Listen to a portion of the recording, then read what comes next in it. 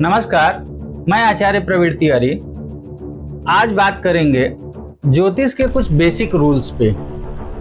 जैसे मैं आपको पिछले वीडियो में बताता हूँ कि चतुर्थ स्थान का राहु हो, पंचम स्थान का गुरु हो, तो आप उस चीज़ को कैसे जान सकते हैं उसके बारे में आज बात करेंगे।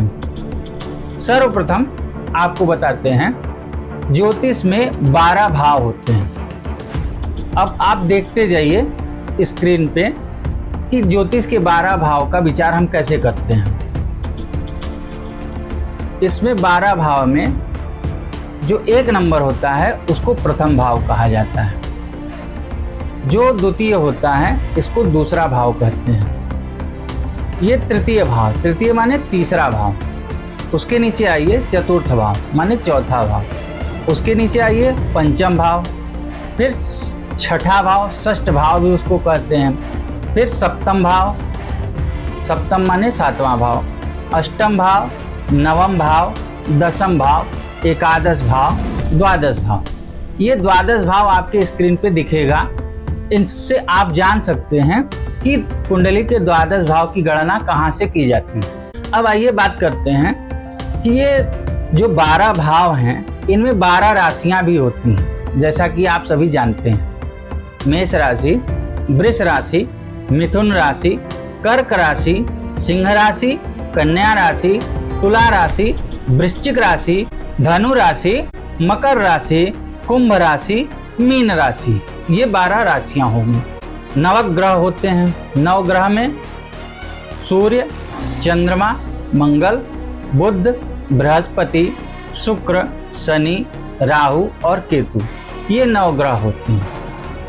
नवग्रह में जो ये 12 राशियां हैं इनमें ये जो ग्रह होते हैं राशियों के स्वामी होते हैं। तो सर्वप्रथम मेष राशि का स्वामी मंगल होता है, वृष राशि का स्वामी शुक्र होता है, मिथुन राशि का स्वामी बुध होता है, कर्क राशि का स्वामी चंद्रमा होता है, सिंह राशि का स्वामी सूर्य होता है, कन्या राशि का स्वामी बुध होता है, तुला राशि का स्वामी शुक्र होता है, वृश्चिक राशि का स्वामी मंगल होता है, धनु राशि का स्वामी गुरु होता है, मकर राशि का स्वामी शनि होता है, कुंभ राशि का स्वामी शनि होता है, मीन राशि का स्वामी बृहस्पति होता है।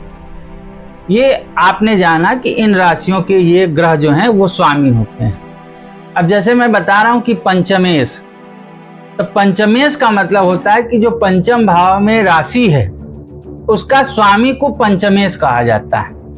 इस तरह से अगर हमने किसी वीडियो में आपको बताया कि पंचमेश का स्वामी मंगल यदि द्वादश भाव में हो तो विद्या क्षेत्र में हानि होती है, तो आपको ये देख सकते हैं, ये जान सकते हैं कि पंचम स्थान का स्वामी 12वें भाव में गया है तो विद्या क्षेत्र से हानि होगा।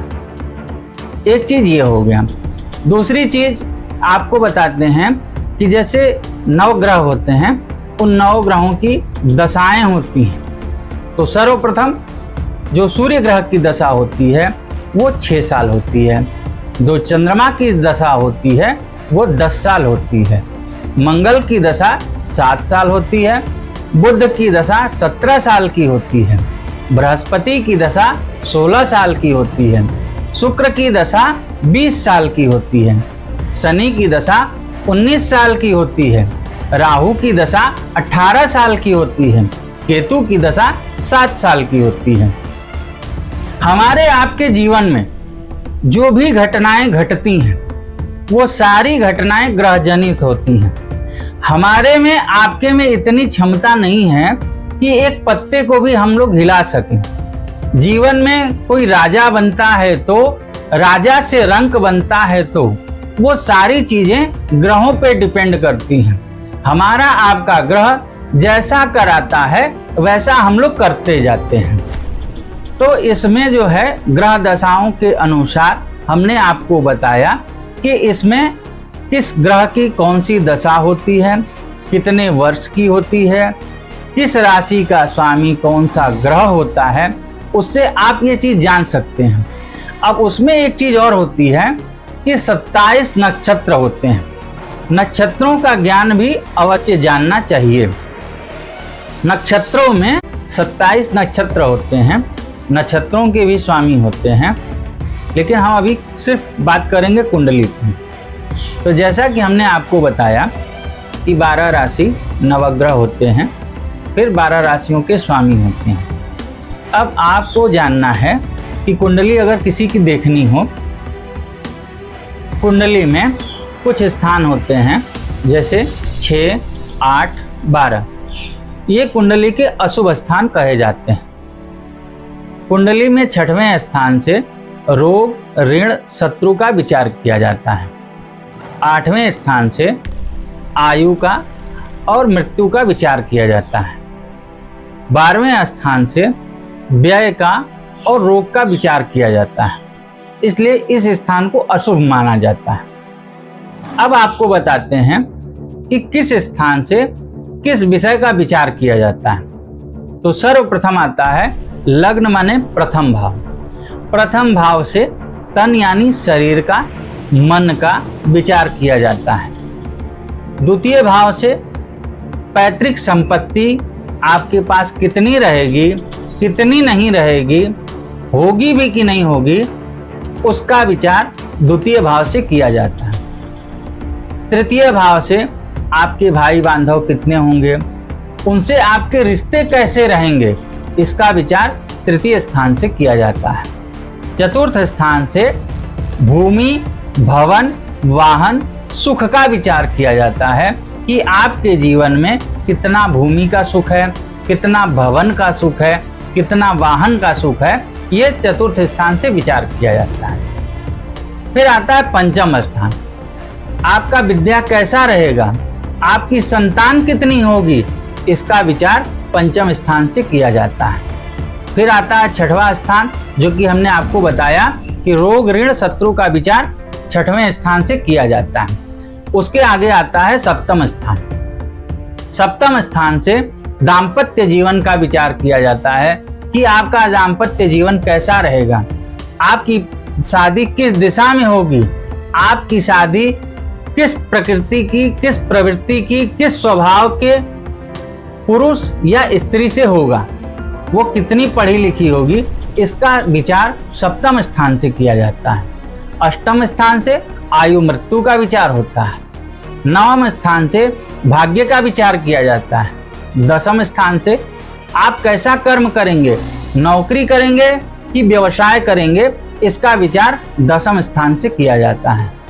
11वें स्थान से आपका आय कैसा रहेगा, आपके जीवन में आय किस प्रकार से होगा, वो निरंतर होगा कि कभी कभी होगा, इसका विचार 11वें स्थान से किया जाता है। फिर आगे आता है व्यय भाव। आप अपने जीवन में कितना खर्च करेंगे, किस प्रकार खर्च करेंगे, किस दिशा में खर्च करेंगे, आप पूजा पाठ पे खर्च करेंगे, परिवार पे खर्च करेंगे कि भोग विलास पे खर्च करेंगे, इसका विचार 12वें स्थान से किया जाता है। ये 12 स्थान हमने आपको बताए कि इन स्थानों से किन विषयों का विचार होता है।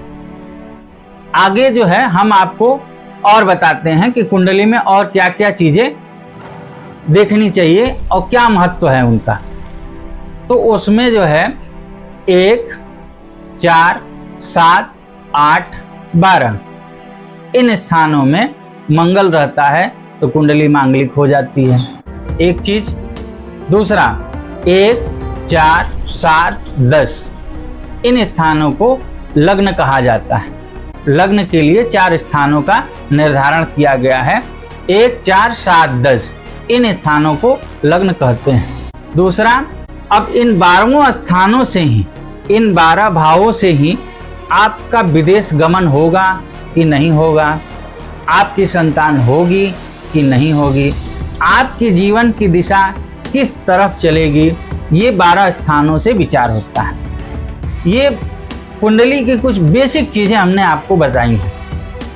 आप इसको गौर से देखिएगा, जो न समझ में आए पूछिएगा, और जो हम आगे वीडियो बनाएंगे उसमें हम बताते हैं चतुर्थ स्थान, पंचम स्थान, 10वां स्थान, तो ये वीडियो आपको उसमें सहयोग करेगा, सहायता करेगा।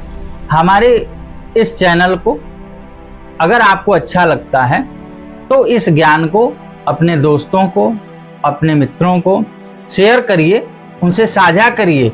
हम इस पे आगे बहुत सारी चीज़ें हैं जो लेकर के आने वाले हैं, वो आपके जीवन में बहुत सहयोग करेगा, वो आपके जीवन की दिशा बदलने में आपकी मदद करेगा। धन्यवाद। हर हर महादेव।